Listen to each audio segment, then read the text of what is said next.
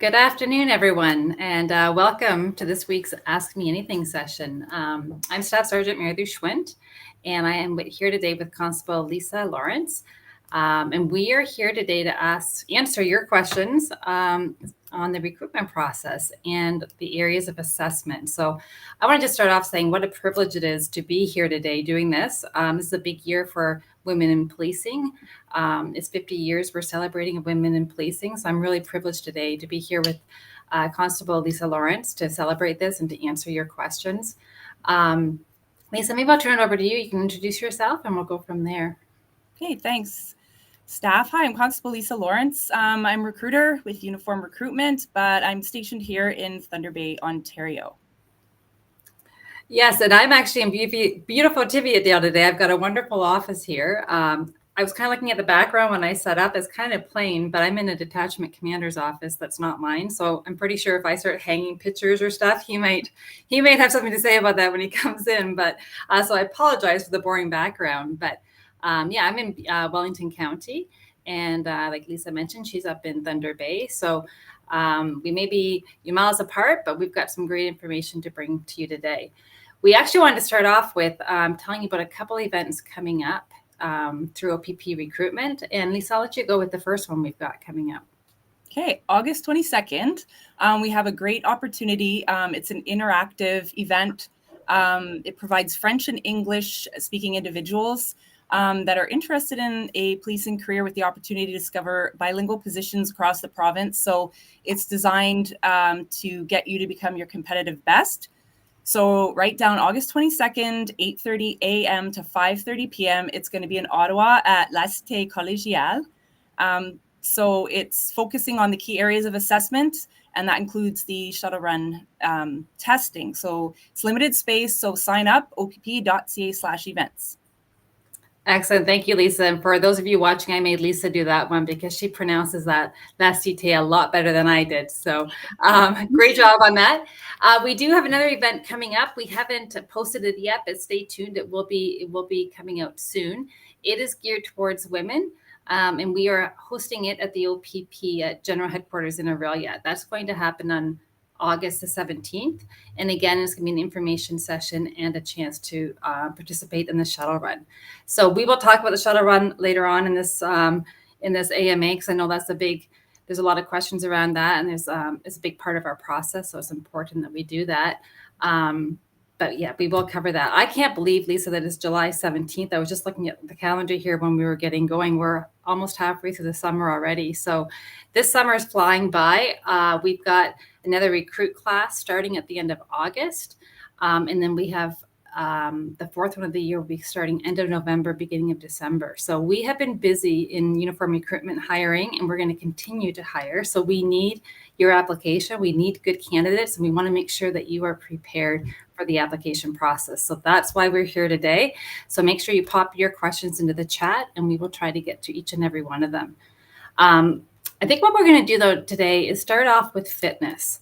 That is an area of assessment that it seems to be a little bit of a barrier to people. And we want to make sure that we give out the information needed so that you are successful in this part of the process.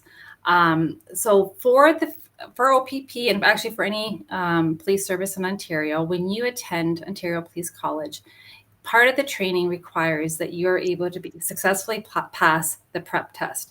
The prep test has two components. It's an obstacle course. That's one where you see people jumping up over the walls, doing the dummy drag, a push-pull machine. And the second part of that is the shuttle run. The shuttle run requires you to get to a level 7. And all of this information is on our OPP Careers website. There's links to the testing and the videos and everything. So we recognize that level 7, that's a cardiovascular conditioning component. And for most of us, we can't just wake up one morning and start out in the shuttle run and run back and forth and hit level 7. Training is required. So realizing that, we've actually put this part of the process in the front end of our process. So what happens is when you apply to the OPP, your application gets accepted. We give you an email explaining how to submit a video showing that you're able to hit that level 7. And until you do that, your application can't proceed. So it's really important that when you apply, you're aware of that standard and then you're able to hit that standard. There's actually another test called the PIN test that we also look at, but it's not a requirement, it's an expectation, and it's a really good one for you to be testing on because it kind of gives you an overall view of your general health and how you're rating. So there's push-ups in that one, there's a flexibility component, there is a running, can be a shuttle, or it could be a 2.4 kilometer run. And then what am I missing? Oh, the core endurance. So there's testing on that. But again, if you go to the OPP Careers website, you're going to see a lot of information and links on that. It's important that you get yourself comfortable with those tests and get familiar with them, and maybe self-test on each of them. But that shuttle run, we are trying now to get across the province some shuttle run testing set up. So we give you a chance to come out and actually practice the shuttle run and see how you do for that. Sergeant Kerry Schmidt, some of you may know him. He just did a big Northwest tour. Where was he all, Lisa? I can't even remember. He came up to the Northwest region. He went to Kenora, he went to Fort Francis, he went to Sioux Lookout, Dryden. He was in Sudbury. So he started actually, we did the shuttle run course together in Sudbury. He started Sudbury, went to Thessalon, and then from there he came all the way up, stayed with us for a couple of days, did some video, and then went all the way to the border of Manitoba and then made his way back. So he was pretty busy. He was pretty busy, and I know he did some shuttle run testing throughout that time. And what he typically does is he'll kind of announce it the one day ahead where he's going to be and what time. And then if you showed up with your running shoes on, he'll do, we text your blood pressure and everything, make sure that you're fit to do this and comfortable doing that. And then we'll put you through that shuttle run test and see how far you can get up.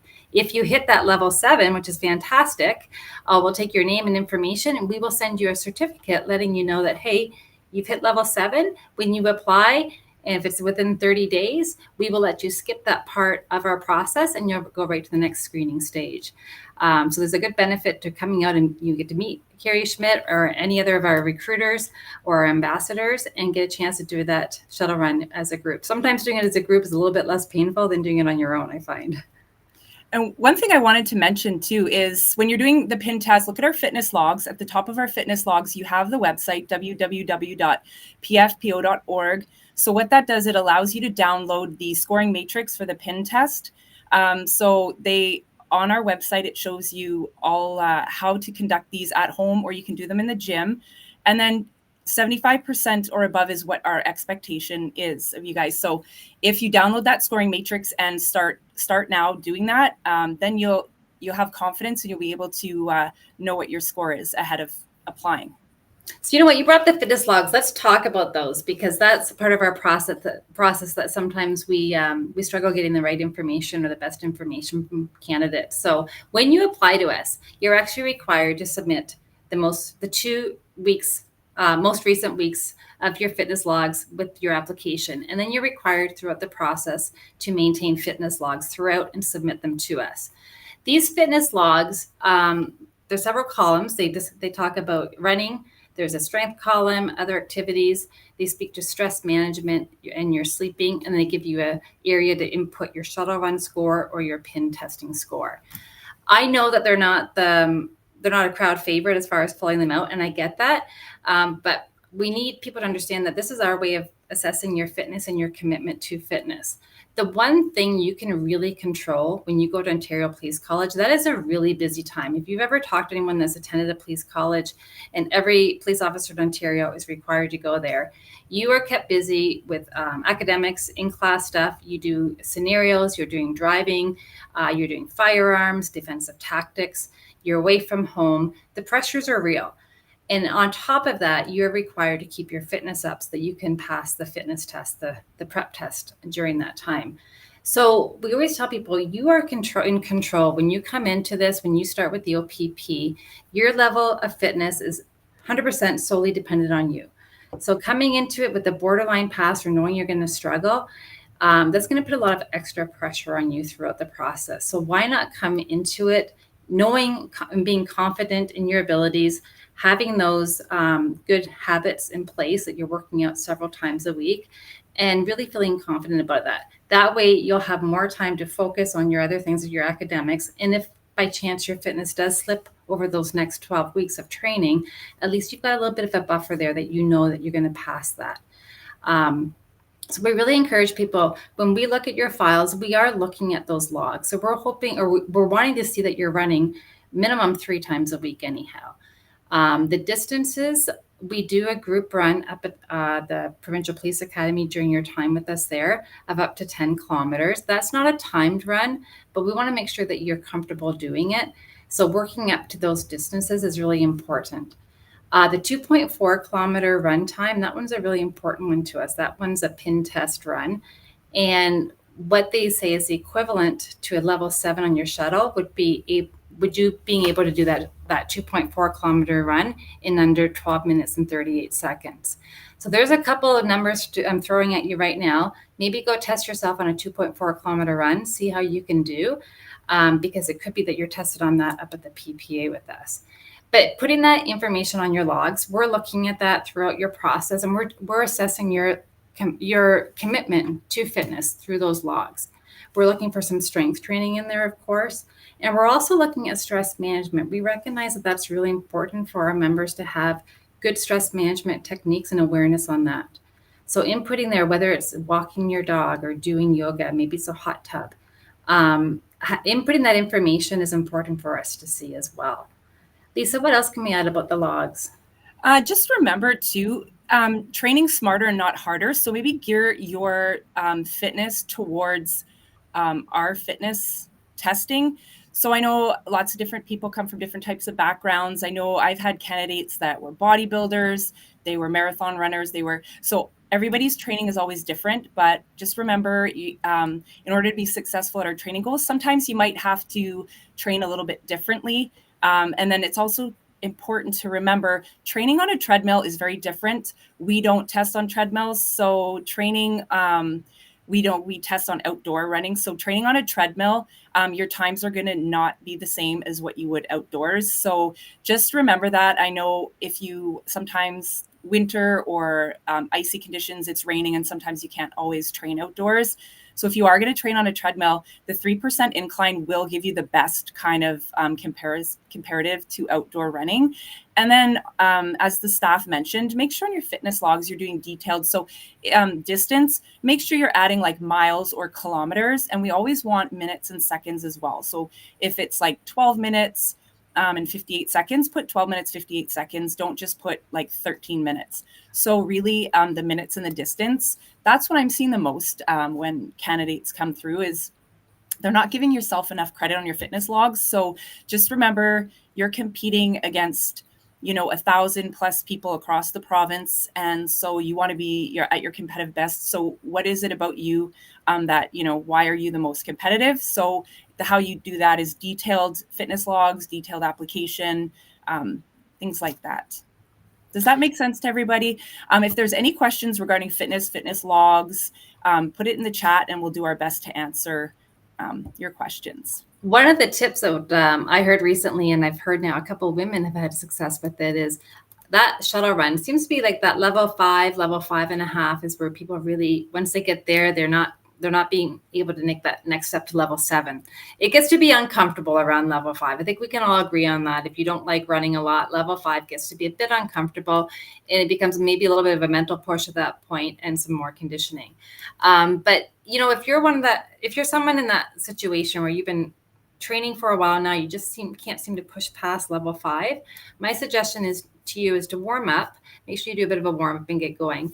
But then instead of doing that first, say 6 minutes of running, jump into it at level 5 and go from there and see if you can get to 7, or maybe jump in at 5.5 or 6 and work and get up to 7, so that your body knows what it feels like. And I actually had a couple ladies that recently try that, and I got the messages yesterday that it worked. They got to level 7 and now they know they can do it. So now they can go back and kind of go, okay, now I know I can do it start to finish. So it's almost a bit of a mental block, I think, sometimes. And I get it. We've all been there. It's not a comfortable running test, but that might be a good tip for you to kind of push past that.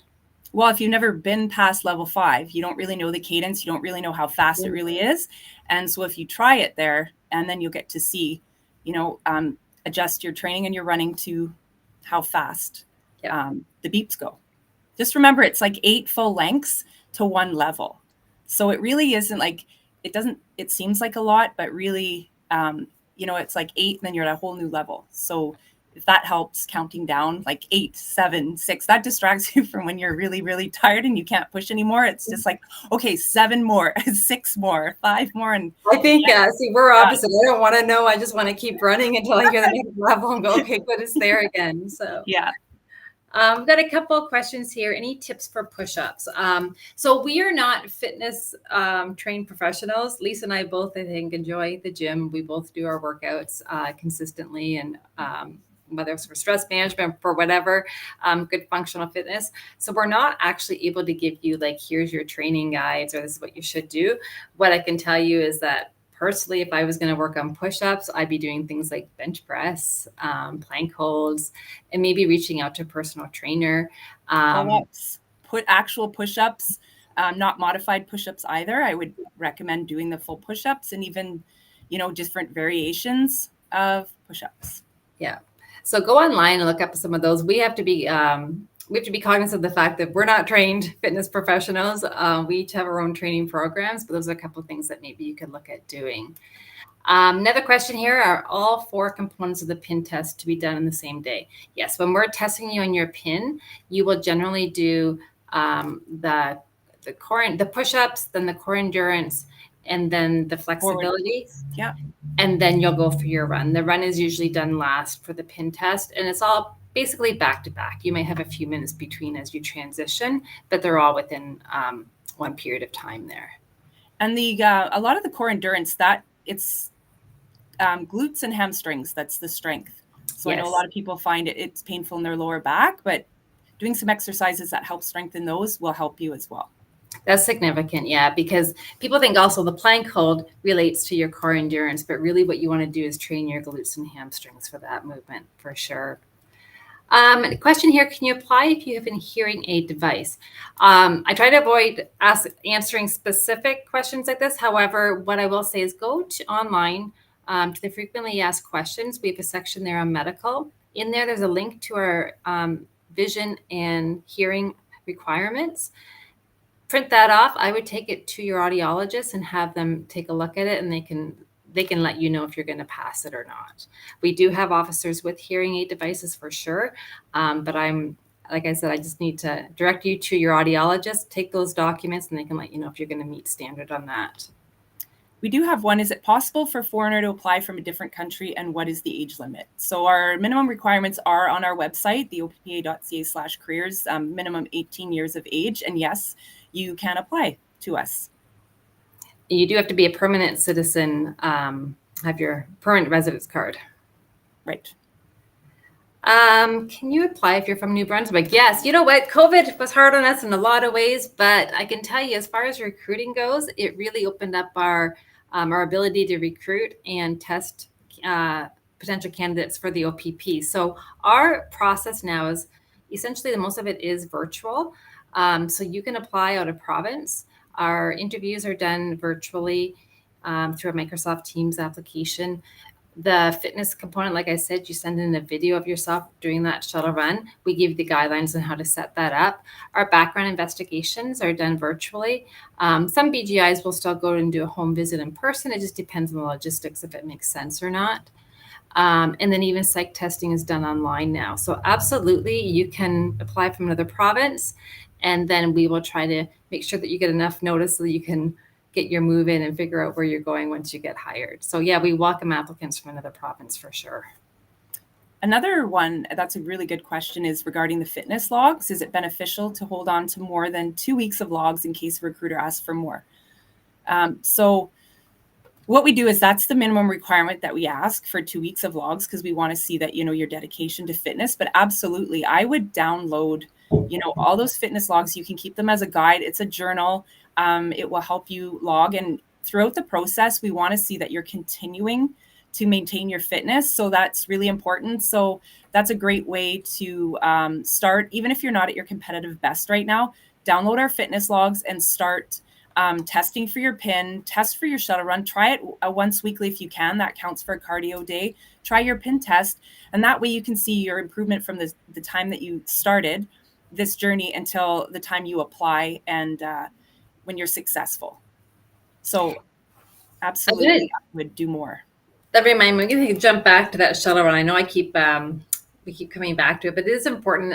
I know it. I know a lot of people struggle with it. So something else I will mention, although I'm not a trained fitness professional, doing the shuttle run every day will probably not make you better at the shuttle run, and probably it'll make you hate the shuttle run even more and get discouraged. So I really encourage you, like when I see some of these fitness logs and I see people doing the shuttle run every single day, I mean, I think I'd wake up and hate my life if I knew I had to do that, right? So I really encourage you, test yourself on it, note where you're at, and then work on your cardio in other ways. Things like interval training, hill training, different run distances. Again, use the internet, look up some maybe running programs, reach out to a coach, find a buddy that wants to run with you to encourage you. But I really, if it were me, I would not be testing myself on that shuttle run every single day. Maybe wait a couple weeks and test yourself again, see how it goes from there. How do we know in which city OPP requires candidates? We're hiring all across the province, Northwest region, Northeast region, Central, West, and East. So wherever you desire to police, we are hiring.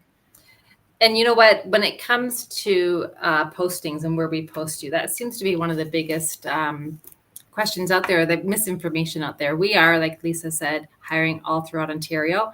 And as part of our process, right from the beginning, we ask you what your top 6 preferred postings are, so that we have your input on that. You'll find a recruiter at the interview is going to review those with you to kind of figure out with you why you chose those 6 postings.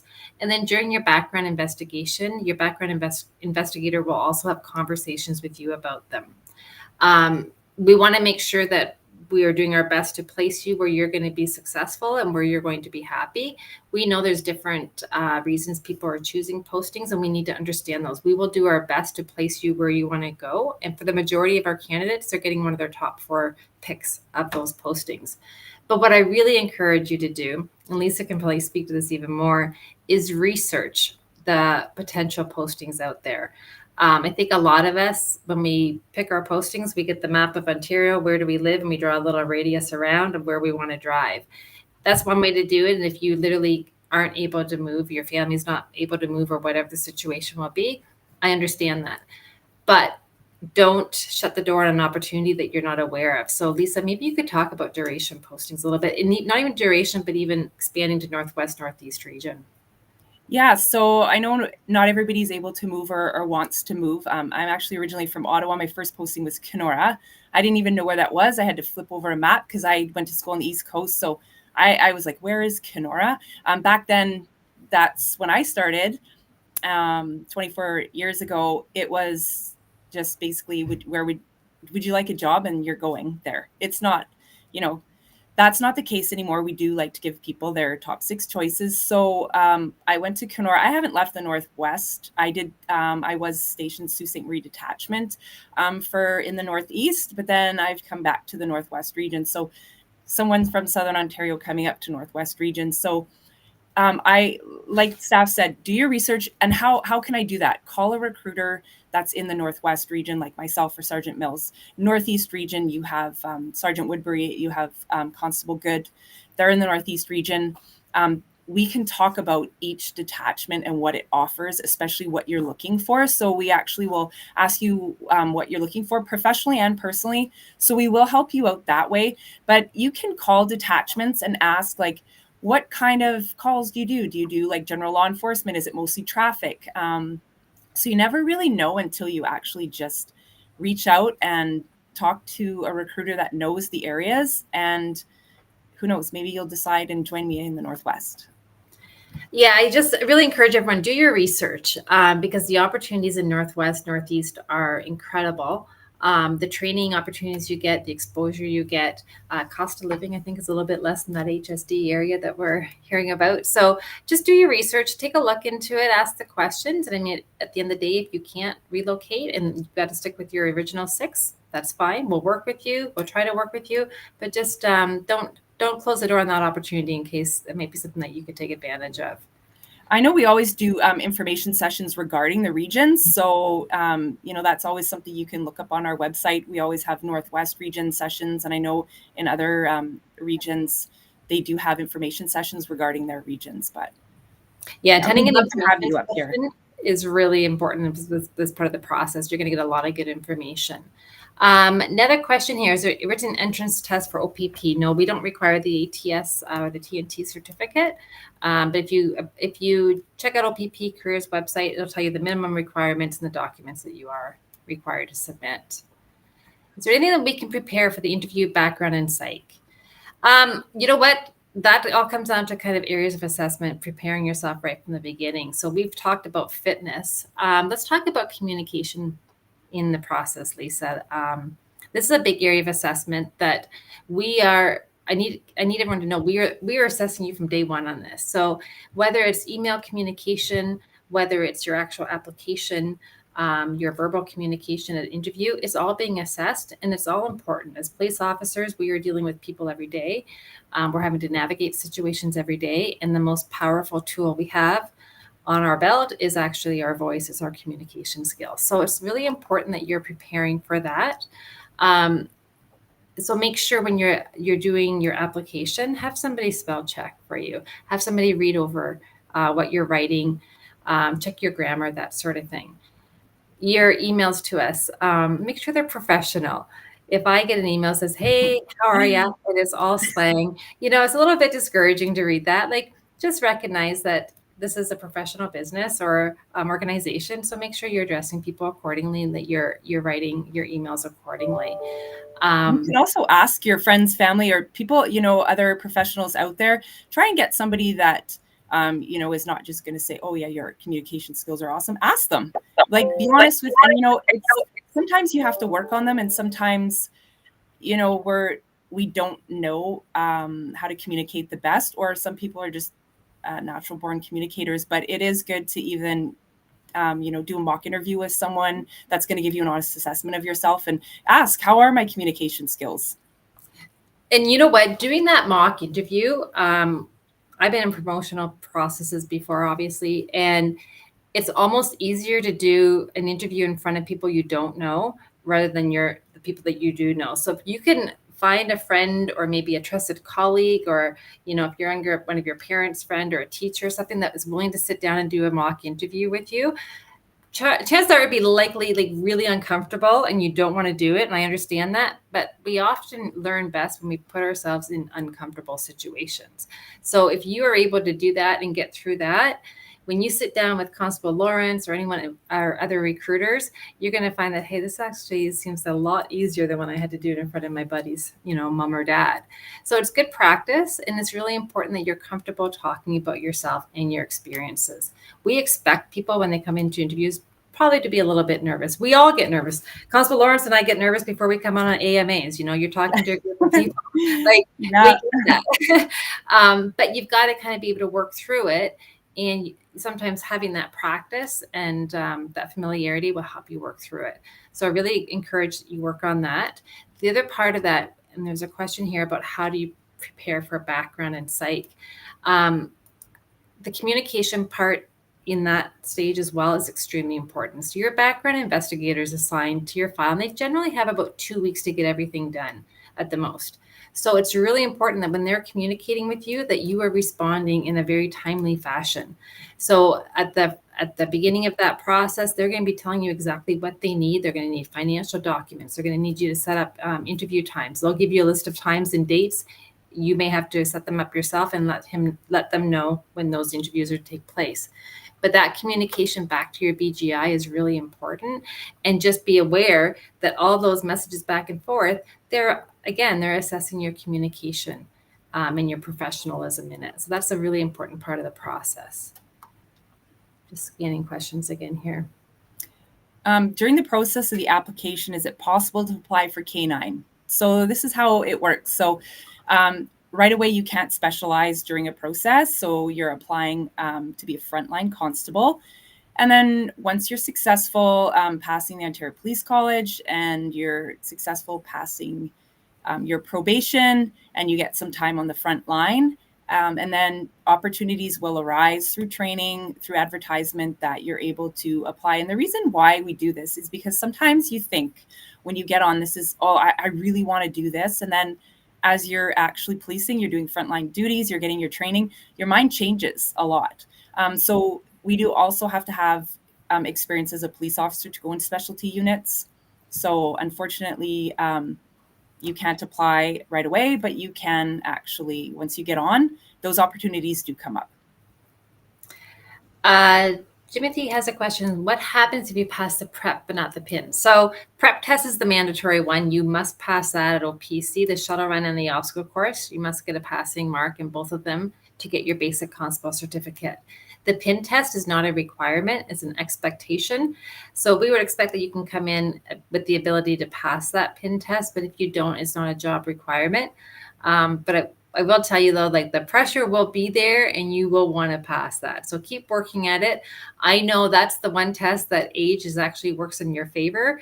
Every 10 years, the scoring gets easier for us. So I know if you're a bunch of males in their 20s, that's a really quick run time that you've got to do to get a good passing mark there, but just keep working at it. But yeah, it is not a requirement. It's just an expectation. And prep is 2 minutes, 37 seconds. You have the 9-pound soft assimilated vest. So it's a lot of technique too for the push pull, dummy drag, all the prep tests. There are videos, so watch the videos on the prep test. And I'm glad you mentioned that, Lisa, because I think the prep test, like the obstacle course, there's people that are worried about that part of it. I can tell you that as long as you're doing your strength training and you're even training yourself for the PIN test, that upper body strength, there's techniques like Constable Lawrence just mentioned to it. Generally, we'll get you through that obstacle course. We'll teach you the techniques. You'll have a chance with the equipment down at OPC.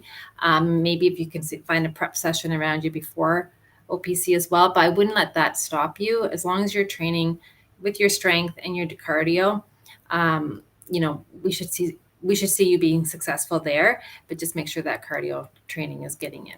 The instructors are there to help you. So we want to see everybody be successful. So it's not like this, you failed, you're out. It's like that Seinfeld episode, at the soup. I never watched Seinfeld. I always feel like he's yelling.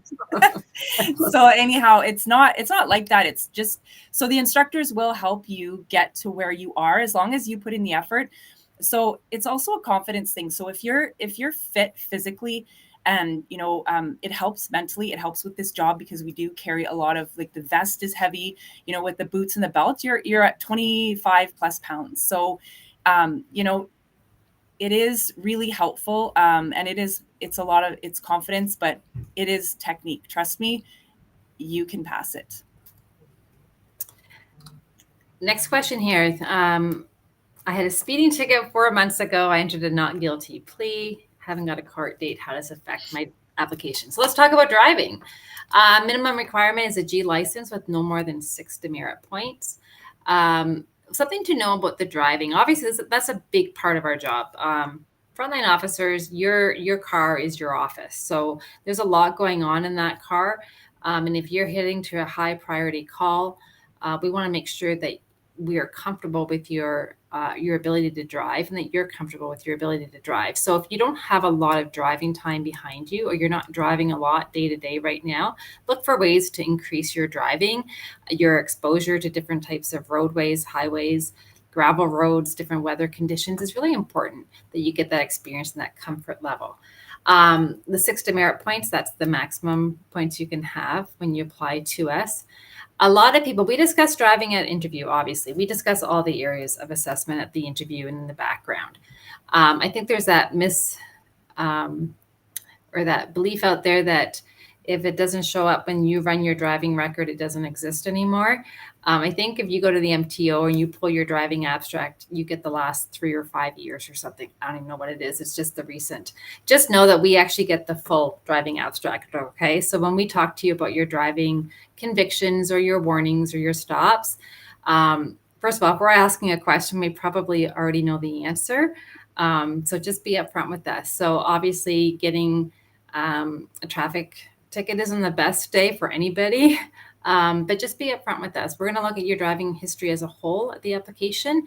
And if we see that, say, in the past, you've had some issues that, the racing charges are a big one, the stunt drivings, obviously we're going to discuss it. And we're going to look at, has your behavior changed since then? Are you being accountable for your actions, that sort of thing? And we're also going to speak to your references, probably about your driving habits. So driving is really important. We've lost too many officers to driving to collisions on this job, and we don't want to lose any more. So we need to do the work at the front end just to see what your abilities are. We'll do some training with you at the police college in Elmer, but we need you to have a general comfort coming into it as well. Anything to add to that, Lisa? Here's the thing too. Everybody knows, like, when they get stopped, you know if you're speeding or not. You know if you're doing it. So sometimes it does, like, you don't want to pay the ticket because for insurance purposes or points purposes. But however, though, that's a huge part of being honest. Like, you know what? Yes, you know what? My bad. I was speeding. It's just one of those days where you get charged. It's better, you know what? If you were speeding, then why are you fighting the ticket? That's the way I look at it. Just Just be accountable for your actions. Like, I mean, a lot of people out there, they've chosen to go to court, and is that going to be, roll you out of the process? No, it's not going to roll you out. But we are looking for you to be accountable. We know, though, there's an effect on insurance and there's other things, and understand that with the cost of living nowadays, like, people are going to, obviously look for ways of how to decrease the pain on something, right? So, but make sure you're accountable. Make sure you're changing your driving habits, hopefully. Someone just mentioning here, but the good advice about the shuttle run 3 to 4 times a week is not helpful, but they did longer runs and jumped their level from 3 to 6.5. That's fantastic. Yeah, the negative effort, that's a good term for it. If you haven't done that before, Google it online and you'll get some good information. Thanks for posting that. That's great. Yeah. When will cadet applications open again? I believe that November of this year, correct? Is it? So we're looking at that process right now. Stay tuned. Okay. And yeah, we do have some cadet positions obviously filled right now. And we'll have to see what happens this fall, whether or not we need to have another round of hiring or how that's going to go. Civilian recruiting. I know we do uniforms, so there is many opportunities within the organization for civilian. You just have to look for them. They are on our website. Depending on what you like to do. I know the special constable is on our website. There is actual recruiters for I know they do civilian as well in the PCC. They are on our website as well on the opp.ca/careers. You will find those opportunities. And sorry, Altras, I didn't see your question earlier. Are you coming to Ottawa? So I think Sergeant Carrie Schmidt has something in the works for Ottawa. I don't know the exact date, but stay tuned. Really following us on social media, OPP Careers. I think we'll put up in the chat the different handles that we have. Look at me with my lingo, the handles. But we have Instagram accounts. We've got Facebook accounts. Following us on those give you some really good information, and then you're the first to know when there's events coming up as well. And there's different information being posted on the different sites. So I recognize that maybe Facebook is kind of for people like my age, apparently, not the younger ones. But hey, opening up a Facebook account, we do put some good stuff on there as well. It may be worth following us for that. And so for anybody that's discouraged out there that hasn't been successful the first time, keep applying.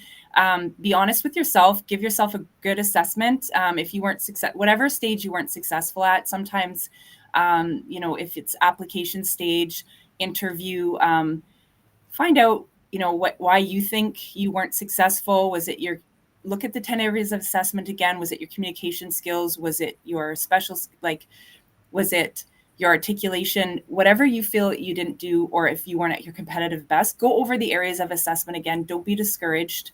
You can reach out to a recruiter. We will help you, give you an honest assessment of where you are and help you through this process. We want to see you succeed. And maybe staff, we can talk about a little bit about people that aren't successful at the psych process. It doesn't mean, I know there's kind of like a belief out there.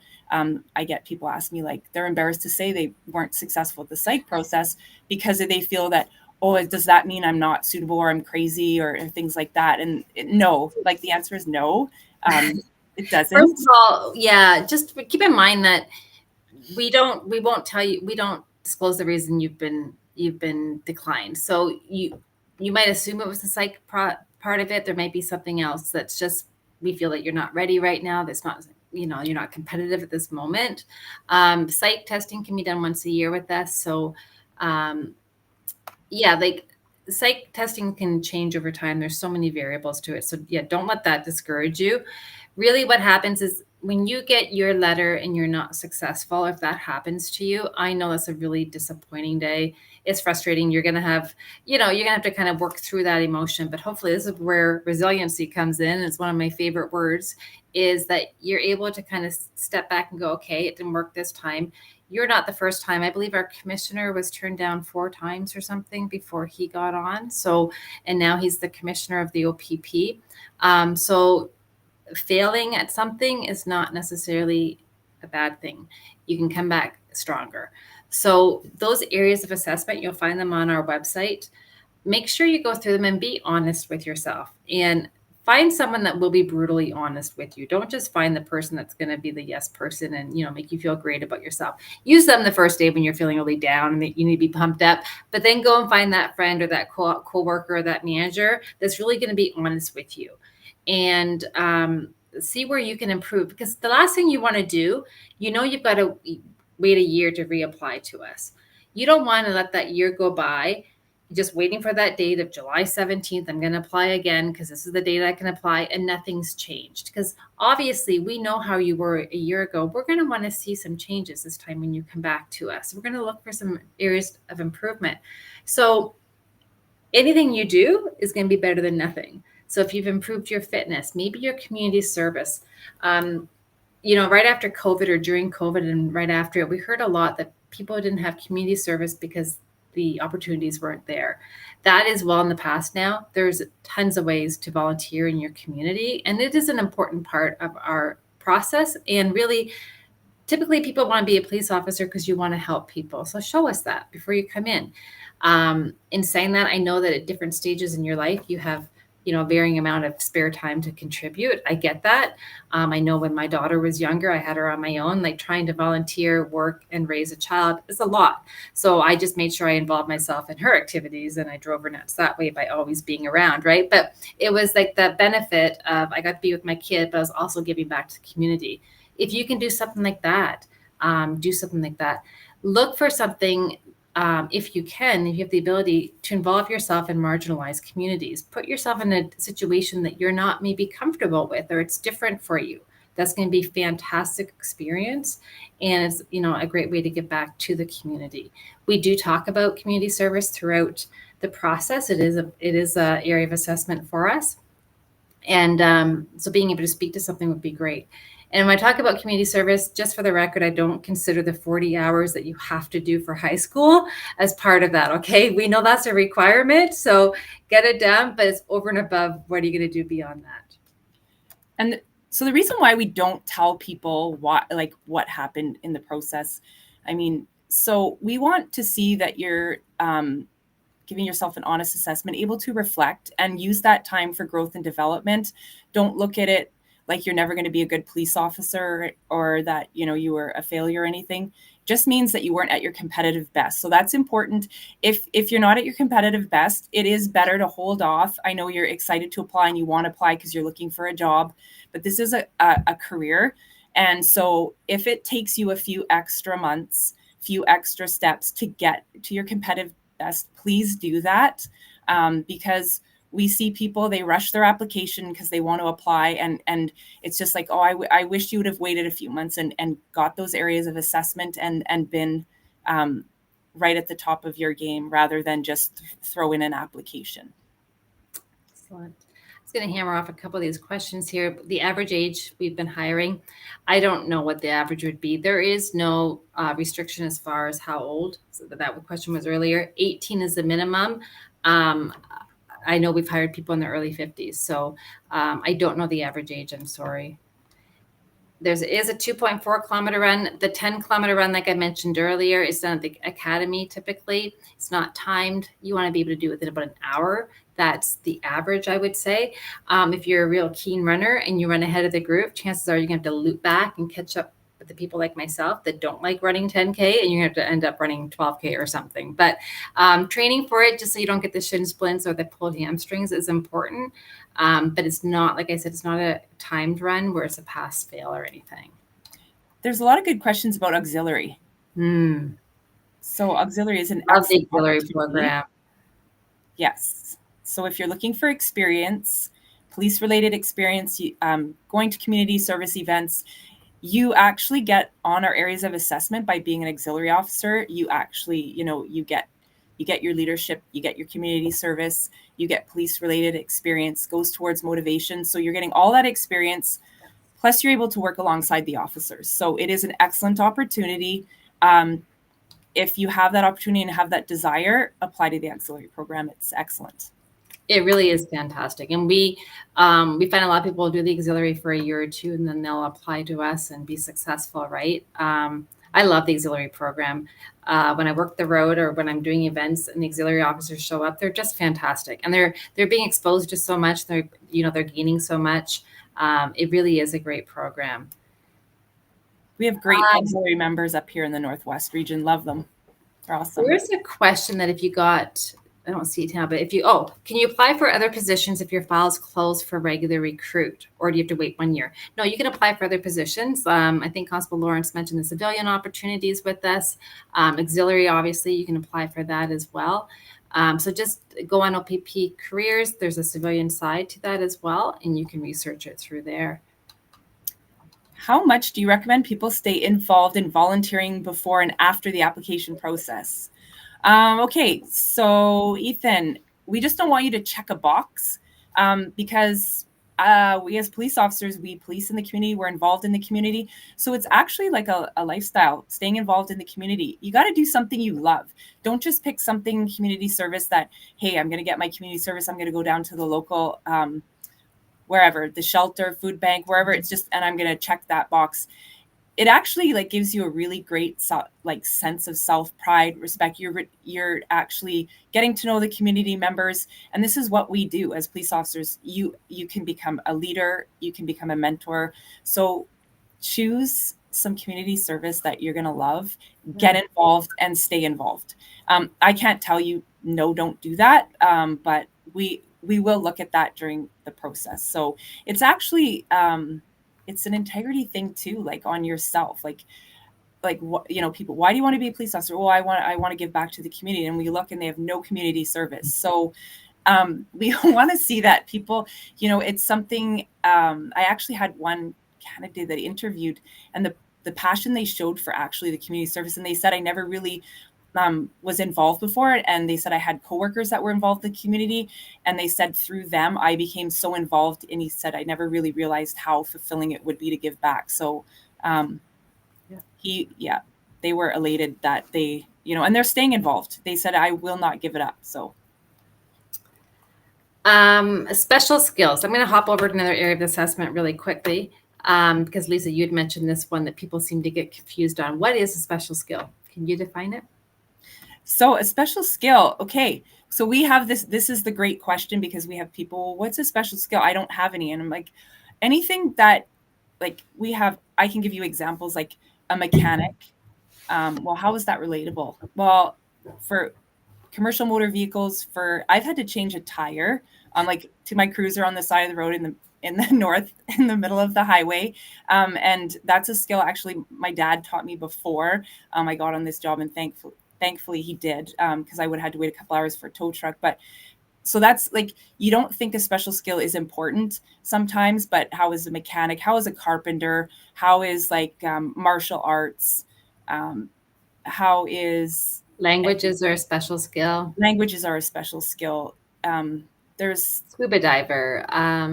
If you're an accountant, you may be utilized for fraud investigations, right?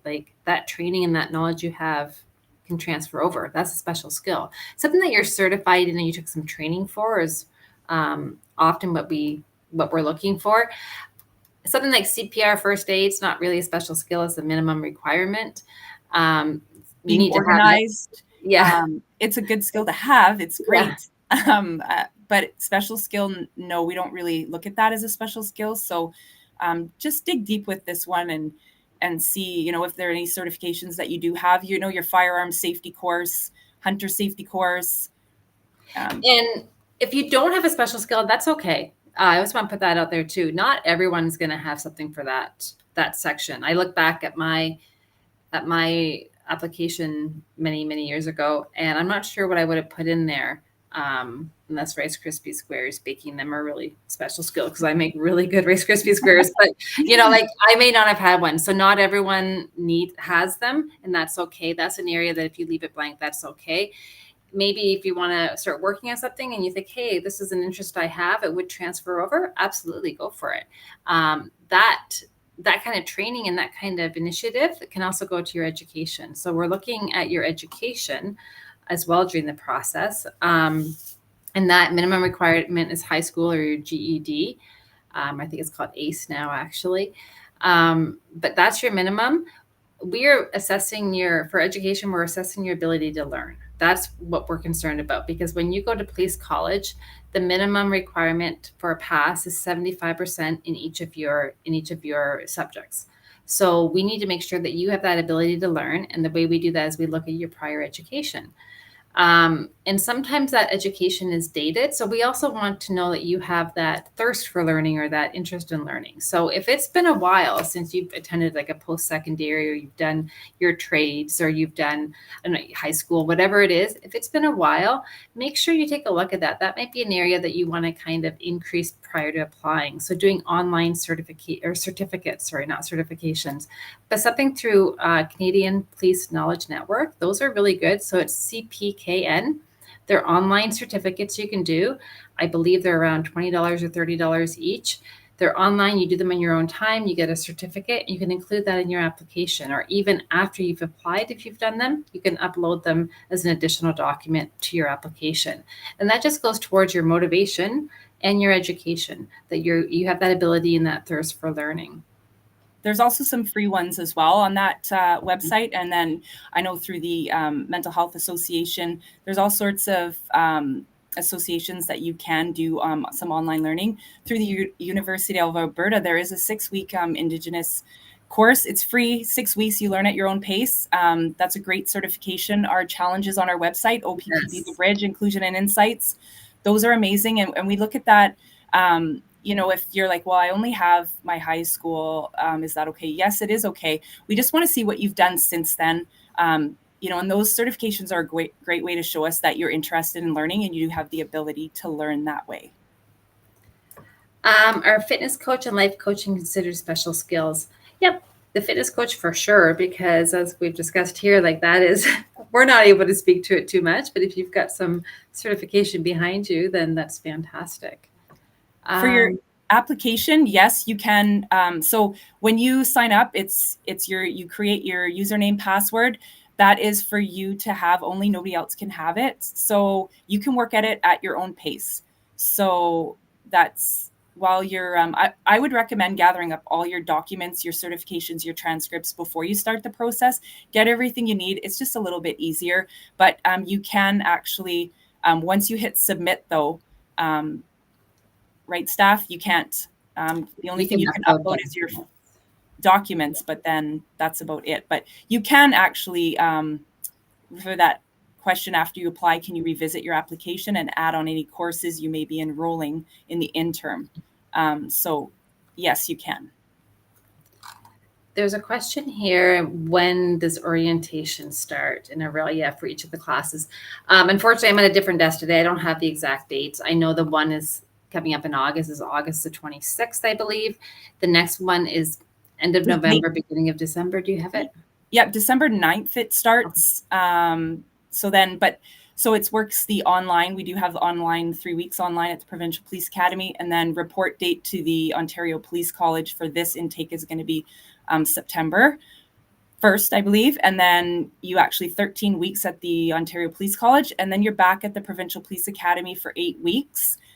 Post, and then graduation date is in February. I believe on Valentine's Day is the graduation date for the oncoming. But then the next class after that starts online the beginning of December. So you do actually report to the Provincial Police Academy for the online learning. There is a break. You do get to go home for about a week in between there. And then you go back. You report to the Ontario Police College in Elmer. And then so there's always that pre-training and then post. So altogether, it's 25 weeks.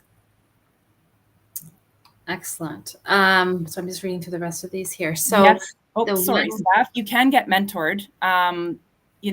if you, I know the people that, the people behind the AMA Lives do an amazing job. They will throw out, they can put my email address up. You can contact me by email, and I'll be happy to assess you, go over any questions you have, and work with you.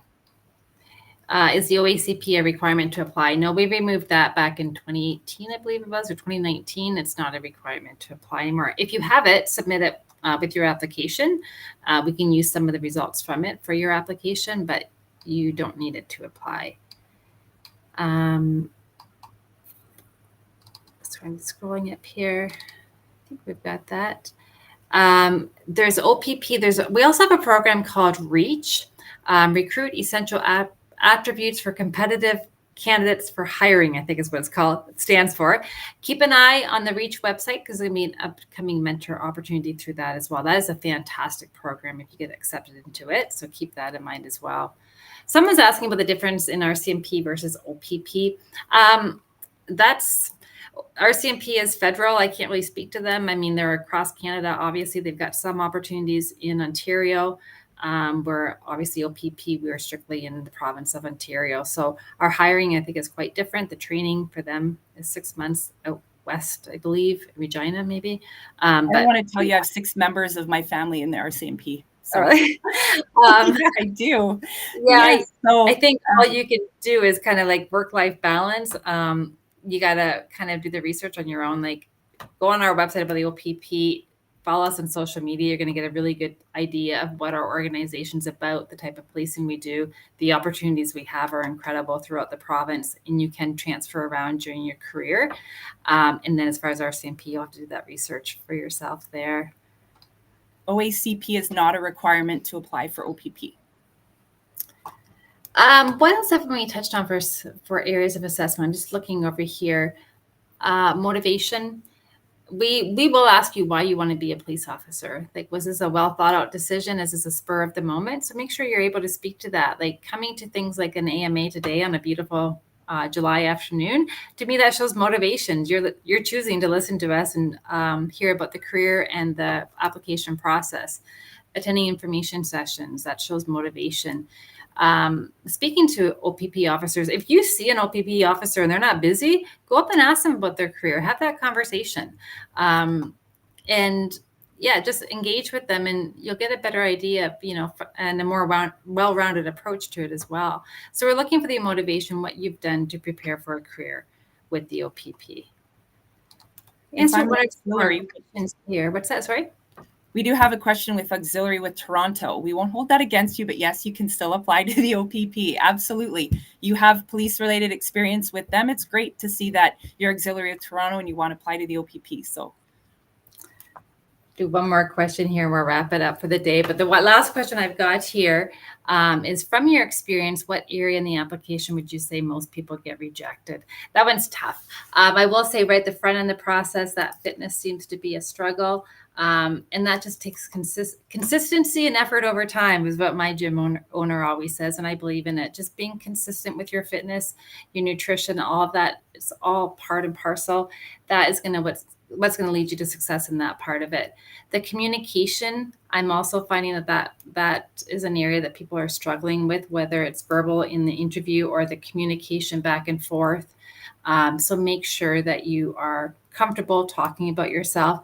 Make sure you're professional in your communication. I know that we're so busy texting in short forming. Just keep in mind that this is a professional communication you're having with your recruiter, the administrative assistants that are setting up interviews, whatever it might be. Just take note of that. And just, I think, understanding that this is a commitment, being committed to the process. This is not just an overnight decision to make. You're going to have to be really prepared when you enter this process and then commit to the process. Know that, if we're asking for something, it's because we need it. And it's typically in a timely fashion that we need it. So having that communication and integrity. I'm going to wrap up actually with this today is, we've all made mistakes. We all have done things that we're not proud of, and that we recognize that was probably not the right road to go down, but we're not looking for perfection. We're looking for people that, if you've made those mistakes, Are you holding yourself accountable for it? And how have you changed your behavior? And being able to speak to that. So there's a lot of stuff that people might get ruled out during our process because they didn't disclose it to us or they tried to hide it from us, where if they had just told us, it would have been fine. So that fear of us finding out, we're going to find out. But it's all about, accountability and taking that ownership of it and how you've grown from it. So I think I'll leave it at that today. We are just over that hour mark, so I'm sure there's people on here that want to get going. I appreciate everyone's time. I hope you take something away from this today. We are hiring. This is a really exciting time. Stay tuned. Follow us on OPP Careers, our Instagram and our Facebook, because we're going to be posting some more events coming up, and we hope to see you there. Thank you, Lisa, for joining me. Thanks, Steph, for having me. And thanks, everyone, for tuning in. Have a great day, and we hope to see your application. Any questions, just send us an email. You can email me if you want. I'd be happy to answer your questions.